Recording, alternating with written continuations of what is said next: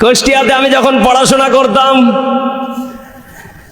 একজন দত্ত রাস্তার পাশে বসে আছে। দেখবেন লালন শাহ মাজারে গেলে দেখবেন কতগুলো বাবা দরবার নিয়ে বসে আছে, তাবিজ নিয়ে, বিভিন্ন ধরনের মশলাপাতি নিয়ে, আইটেম নিয়ে বসে আছে। মজগুলো দেখলেই তো মনে হয় এটা জিন্দা ফেরেশতা। ওরে শয়তান! আমাকে ডেকে বলছে, মাওলানা সাহেব এদিকে আসেন। কাছে গেলাম, যাওয়ার পরে সালাম দিচ্ছি, সালামের মোসাবা হাতের সাথে মিলাই না। বলে না, ওলি যারা এরা অন্তর দিয়ে নিলে হয়ে যায়। ওলি যারা এরাকে মোসাবা হাতে করা লাগে না, মুখে মুখে অন্তরেই হয়ে যায়। কিভাবে? অথচ আমি যতটুকু কিতাব পড়ে, কোরআন পড়ে জেনেছি, কেউ যদি মোসাবা করে, আল্লাহ বলেন তাদের ভিতরে যে দূরত্ব ছিল, ওই দূরত্বটাকে আল্লাহ নষ্ট করে দিয়ে তাদের ভিতরে আল্লাহ সম্পর্কটাকে গভীর করে দেয়। যদি কোনো ব্যক্তি কাঁধে কাঁধ মিলায়, তাদের সাথে যে একটা দূরত্ব ছিল শয়তানের, এই দূরত্বটাকে দূর করে দিয়ে তাদেরকে মহব্বত আর অ্যাডজাস্ট করে দেন তিনি কে? অথচ আমাকে ডেকে বলছে, মাওলানা সাহেব বসেন, মোসাবা না করলে চলবে, ওলি যারা অন্তরে কাম হয়ে যায়। বসলাম, বসার পরে আমাকে ডেকে বলছে, মাওলানা সাহেব আপনার হাত দেখি। আমি বললাম, মোসাবা করবেন না, আবার হাত দিয়ে কি করবেন? বলে না, রেখা দেখবো। রেখা বোঝেন তো আপনারা? হ্যাঁ, এটা মাথায় থাকে নাকি? হ্যাঁ, হাতের তালাই কোথায়? মনোযোগ আছে আপনাদের? হ্যাঁ। আমার হাতটা নিয়ে বলছে, মাওলানা সাহেব এই যে হাতের রেখা। আমি বললাম, হ্যাঁ আছে, এই যে রেখা দেখতে পাচ্ছি। দেখার পরে উনি ট্রিটমেন্ট করতেছে আর আমাকে ডাক দিয়ে বলতেছে, মাওলানা সাহেব আপনি বাঁচবেন 60 বছর। কয় বছর? সুবহানাল্লাহ, নাউজুবিল্লাহ, জোরে বলেন। হ্যাঁ, আমাকে ডেকে বলছে, মাওলানা সাহেব আপনি বাঁচবেন 60 বছর। আমি বুঝলেন কি করে? উনি আমাকে ডাক দিয়ে বলতেছে, মাওলানা সাহেব আপনার হাতের রেখা বলতেছে। কিভাবে? আমাকে দেখিয়ে দেন। বলছে, আপনি এটা বুঝবেন না। আমি বললাম, বুঝবো না যখন আমাকে আপনি হায়াতেরও গ্যারান্টি দিতে পারেন না। কারণ আমি কোরআন পড়ে জেনেছি, হায়াত মওতের মালিক একমাত্রই যিনি সৃষ্টি করেছেন, যিনি। একটু আওয়াজ করে বলেন কথা ঠিক কিনা? এজন্য জবান খুলে বলেন তো দেখি, একমাত্র বিশ্বাস রাখবো কার উপরে? আরো জোরে বলেন, কার উপরে?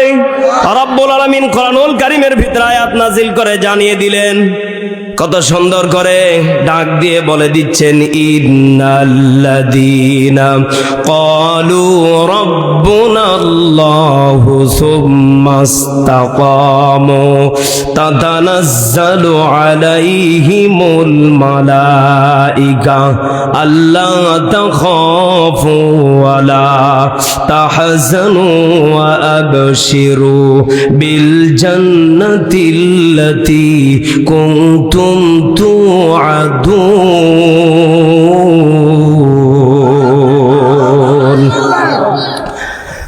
রব্বুল আলামিন আয়াত আকারে আমাদেরকে জানিয়ে দিচ্ছেন, ইন্নাল্লাযীনা, নিশ্চয়।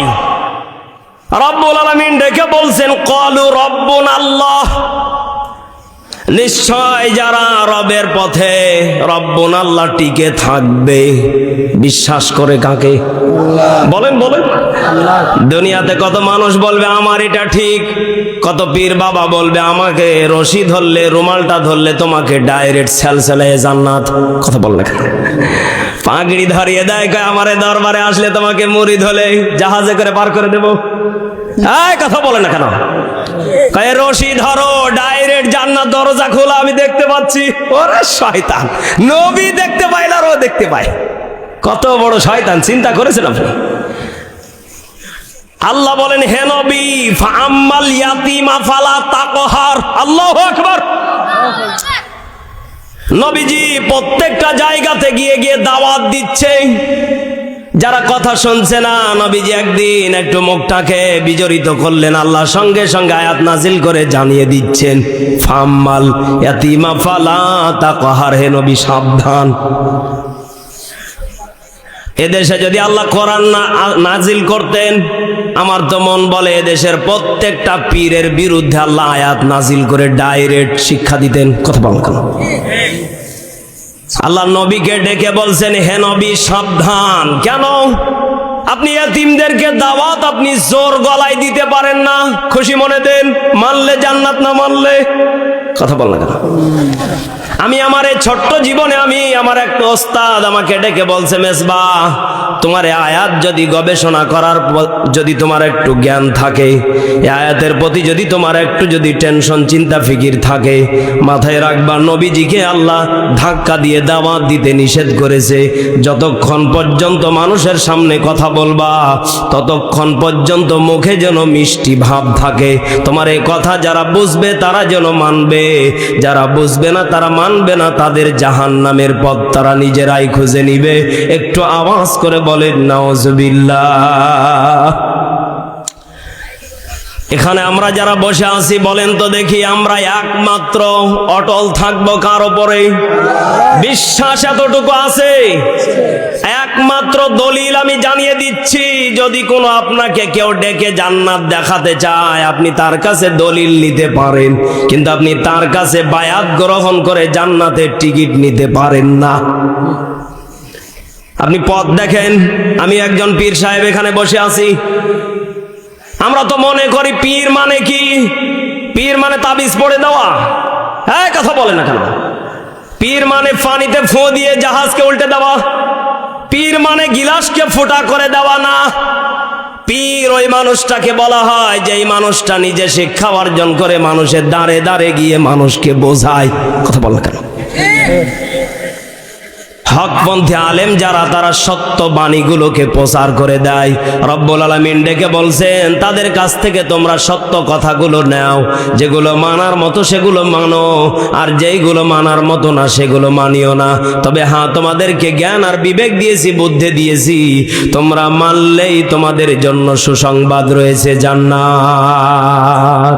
আমার একটা স্বপ্ন পূরণ করো ও গো দয়াময়, তোমার পথে চলতে গিয়ে মরণ যেন হয় আমার, তোমার পথে চলতে গিয়ে মরণ যেন হয়, ঠিক কিনা? আমার একটা স্বপ্ন পূরণ করো ও গো দয়াময়, তোমার পথে চলতে গিয়ে মরণ যেন হয় আমার, তোমার পথে চলতে গিয়ে মরণ যেন হয়। আমি অটল যেন থাকতে পারি আল কোরআনের সাথে, আমি ধৈর্য নিয়ে ডাকতে পারি দিন কায়েমের পথে। আমিন বলেন।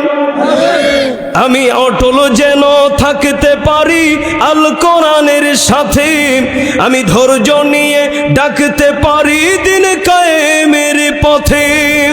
আমায় ধৈর্য দিও, সাহস দিও, আমায় ধৈর্য দিও, সাহস দিও ও গো দয়াময়, তোমার গান গাইতে গিয়ে না পাই যেন ভাই, আমি তোমার গান গাইতে গিয়ে না পাই যেন ভাই। আমার একটা স্বপ্ন পূরণ করো ও গো দয়াময়, তোমার পথে চলতে গিয়ে মরণ যেন হয় আমার, তোমার পথে চলতে গিয়ে মরণ যেন হয়। জোরে বলেন আমিন। এখানে আমরা যারা বসে আছি বলেন তো দেখি, হকের পথে চলতে গিয়ে মরলে জান্নাত না জাহান্নাম? আরো জোরে বলেন, জান্নাত না জাহান্নাম? রব্বুল আলামিন এটাই ডেকে বলছেন, ইন্নাল্লাযীনা ক্বালু রাব্বুনাল্লাহ, নিশ্চয় যারা আমি রবের প্রতি অটল থাকবে এবং তারা নিজের প্রতি নিজেকে বুদ্ধিমান বিবেকমান দিয়ে তারা চেষ্টা করে যাবে। কি চেষ্টা করে যাবে? সুম্মাস্তাকামু, তারা ইস্তেকামাতের উপরে অটল থাকবে। তাদেরকে মানুষ যা কিছু বলুক না কেন, সেই মানুষগুলোর দিকে না তাকিয়ে, সেই মানুষগুলো যদি হকপন্থী হয়ে যায় তারা চেষ্টা করবে মেনে নেওয়া, এবং তারা চেষ্টা করবে ওটাকে ধরে রেখে অটল রেখে অন্তত পক্ষে বাস্তব জীবনে আমল করবে। বলেন তো দেখি, আমাদের জীবনটা যদি আমলে ভরপুর হয়ে যায়, আমাদের জীবনটা সাকসেসফুল করে দিবেন তিনি কে? আরো জোরে বলেন, তিনি কে? রব্বুল আলামিন এবার ডেকে বলছেন তাতানাজ্জালু আলাইহিমুল মালাইকা। জোরে বলেন আল্লাহু আকবার। বলেন তো দেখি, যারা সত্যের পথে গান গায়, সত্যের পথে যারা কথা বলে, সত্যকে যারা আঁকড়ে ধরে মানুষের কাছে যারা প্রচার করে, বলেন তো দেখি তাদের প্রতি জুলুম নেই? কথা বলেন।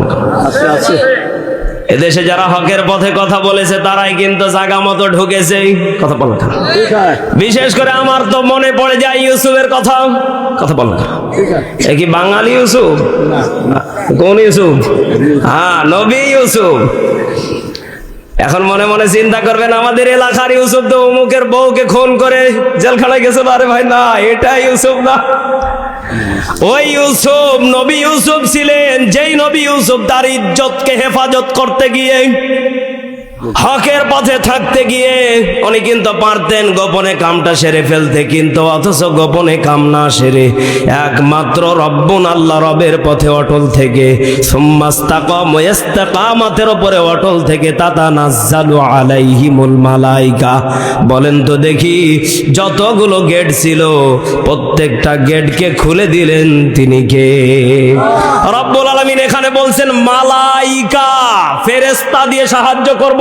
আল্লাহু আকবার। অথচ কত মানুষ বলে না, আমি আমার জীবনে যা চেয়েছি পাই নাই। আরে ভাই, দুঃখ কিসের? পান নাই, অপেক্ষা করেন, সামনে আছে, আপনি পাবেন, তবে অপেক্ষায় থাকা লাগবে। দুনিয়াতে কোনো মানুষ যদি বলে আল্লাহ আমাকে দিল না, মনে করবেন দুনিয়ার সফরে আল্লাহ আপনাকে এটা দিলে আপনার প্রতি জুলুম বেড়ে যেত, হিংসা বেড়ে যেত, আপনার প্রতি অবিচার ভাবে জুলুম চালাইতো। কারণ এদেশে যত কোটিপতি হয়েছে তাদের প্রতি কত মানুষের রাগ, ক্ষোভ আর নেক নজর, বদ নজর লেগেছে। একটু আওয়াজ করে বলেন কথা ঠিক কিনা? এই জন্য এখানে যারা আমরা বসে আছি, আমাদের ধৈর্যের একটা গুণ থাকা লাগবে। আমাদেরকে আল্লাহ বলছেন, বান্দা বিপদে পড়ে দেখো আমি আল্লাহ ফেরেশতা দিয়ে মালাইকা সাহায্য করব। সুবহানাল্লাহ। আমার তো ইমানদারদের ব্যাপারে আমার ছোট্ট